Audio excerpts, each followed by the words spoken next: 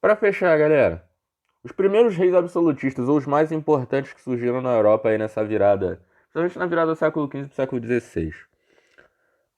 Um cara que vai surgir, um cara não, um reino que vai surgir alguns anos antes disso, vai ser Portugal. Portugal vai ser o primeiro estado nacional formado na Europa, o primeiro país da Europa a se centralizar, a se unificar, beleza? Ah, a centralização de Portugal ela vai acontecer em dois períodos. Primeiro no século XII, em 1139. Mas é só no século XIV, no ano de 1385, que Portugal vai se unificar de fato.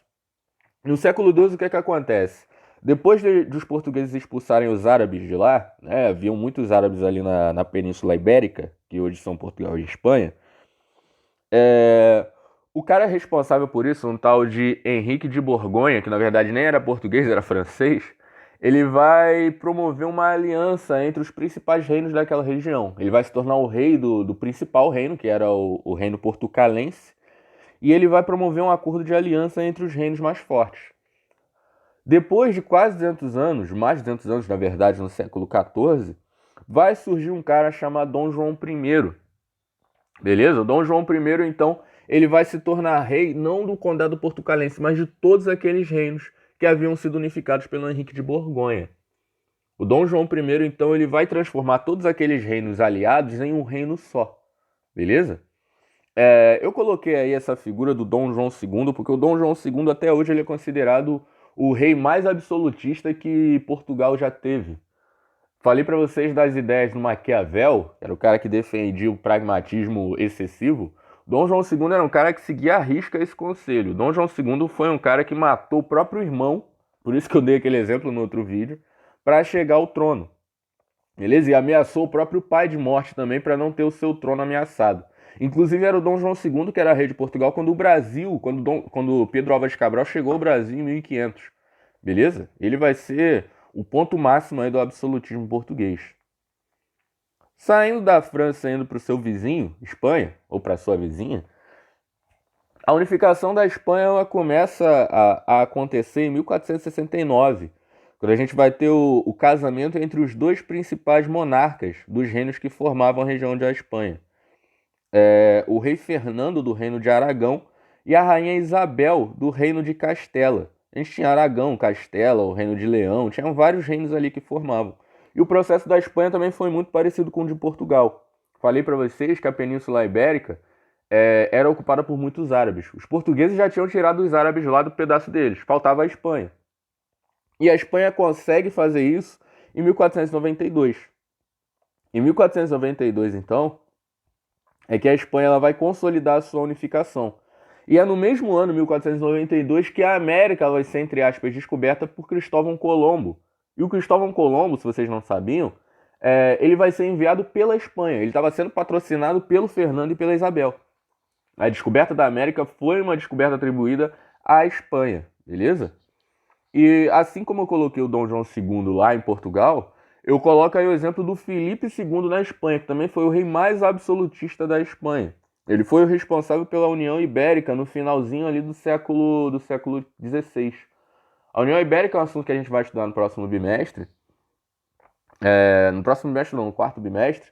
A União Ibérica, ela foi a unificação entre os reinos de Portugal e Espanha. O Filipe II ele vai se tornar rei dos dois países depois de conseguir a morte de três reis numa só guerra em que ele nem precisou lutar. Essa história a gente vai ver com detalhes mais à frente. A gente também tem o exemplo da Inglaterra. Coloquei a figura da famosa Elizabeth I. Beleza? É o rei Henrique VII que vai estabelecer o absolutismo na Inglaterra. Mas é o filho dele, o Henrique VIII, no século XVI, que vai fortalecer ainda mais. O Henrique VIII é aquele cara que criou a igreja anglicana, que a gente viu naquela aula sobre o Renascimento, não, a Reforma Protestante. É o cara que vai criar a igreja para poder se divorciar, para ter um filho homem, vai trair as duas esposas dele, e vai se ferrar porque ele vai acabar tendo só filhas mulheres. A Elizabeth I, aliás, era filha dele, beleza? E ele acabou tendo que passar o trono para ela. A Inglaterra, nesse período, era uma monarquia parlamentar. Só que, como eu falei para vocês, o absolutismo, para existir, ele precisa do mercantilismo. E o mercantilismo, para existir, precisa do absolutismo. Então, para fortalecer e consolidar a economia mercantilista na Inglaterra, o parlamento ele abriu mão do seu poder de governo e instituiu reis absolutistas. E a Elizabeth I, ela foi uma das maiores marcas desse absolutismo britânico, porque ela era rainha quando a Inglaterra começou a colonizar a América, por exemplo. Beleza? E como último exemplo, e provavelmente o mais importante deles, a França. A França que vai ter, na dinastia dos Valois, a sua principal influência do absolutismo ali no governo francês. Só que a França, se vocês lembrarem também daquela aula sobre a reforma protestante, a França foi um dos lugares que mais aderiu ao protestantismo, sendo que os reis franceses ainda eram católicos. Beleza? A Igreja Católica ainda tinha influência na nobreza francesa, mas a burguesia francesa era quase toda protestante, calvinista especificamente. Beleza? Só que, pensem, para o absolutismo mercantilismo funcionar, a gente tinha que ter uma aliança entre quais grupos? Entre o rei e a burguesia. Como que vai haver aliança se a realeza era católica e a burguesia era protestante? Então começam a haver conflitos. O absolutismo francês ele vai ser atrasado por causa desses conflitos entre católicos e protestantes. Beleza?